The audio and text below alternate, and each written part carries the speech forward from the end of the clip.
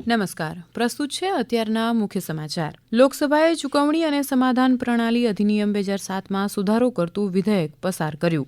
આજે રાષ્ટ્રીય હેન્ડલૂમ દિવસની ઉજવણી પ્રધાનમંત્રી નરેન્દ્ર મોદીએ નાગરિકોને હાથશાળની વસ્તુઓ અપનાવવા અપીલ કરી. કેન્દ્રીય નાણામંત્રી નિર્મળા સીતારમણે સરકારની આધુનિક પ્રગતિ સભ્યતાના વારસામાં ટકેલી હોય એવો સમાજ બનાવવા જણાવ્યું.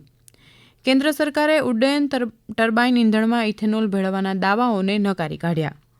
ઓડિશામાં મધ્યમ અંતરની અગ્નિ-4 બેલિસ્ટિક મિસાઇલનું સફળ પરીક્ષણ કરાયું. ભારત સિંગાપોરે વ્યાપક વ્યૂહાત્મક ભાગીદારી માટે 8 ક્ષેત્રોમાં દ્વિપક્ષીય સહયોગની પ્રગતિની સમીક્ષા કરી. ઝારખંડમાં ભરતી પરીક્ષાઓમાં કથિત ગેરરીતિઓ સામેનું વિરોધ પ્રદર્શન આજે 14મા દિવસમાં પ્રવેશ્યું. કેન્દ્ર સરકારે ગોવા વિધાનસભા મતવિસ્તારોમાં અનુસૂચિત જનજાતિના પ્રતિનિધિત્વના પુનર્ગઠન અધિનિયમ 2025ના અમલીકરણ માટે જાહેરનામું બહાર પાડ્યું. મેક્સિકોની એક અદાલતે મેટાને તેના પ્લેટફોર્મથી યુવાનોને થયેલા નુકસાન માટે $567 મિલિયન અમેરિકી ચૂકવવાનો આદેશ આપ્યો. આસામમાં પૂર સંબંધિત દુર્ઘટનાઓમાં મૃત્યુઆંક 97 થયો. સિરિયામાં રાજધાની દમાસ્કમાં થયેલા વિસ્ફોટમાં 2ના મોત અને 13 લોકો ઇજાગ્રસ્ત. યમનમાં દેશના મધ્ય અને પૂર્વ ભાગમાં ઈરાન સમર્થિત હુથી બળવાખોરો દ્વારા કરાયેલા હુમલામાં 30 સૈનિકોના મોત અને 50 ઇજાગ્રસ્ત. અમેરિકાના રાષ્ટ્રપ્રમુખ ડોનાલ્ડ ટ્રમ્પે જન્મજાત નાગરિકત્વને મર્યાદિત કરવા અને પ્રવાસનને રોકવા માટે 2 કાર્યકારી આદેશ પર હસ્તાક્ષર કર્યા. રાજ્યમાં 9 થી 17 ઓગસ્ટ દરમિયાન હર ઘર તિરંગા અભિયાન અંતર્ગત 1200થી વધુ તિરંગા યાત્રા યોજાશે.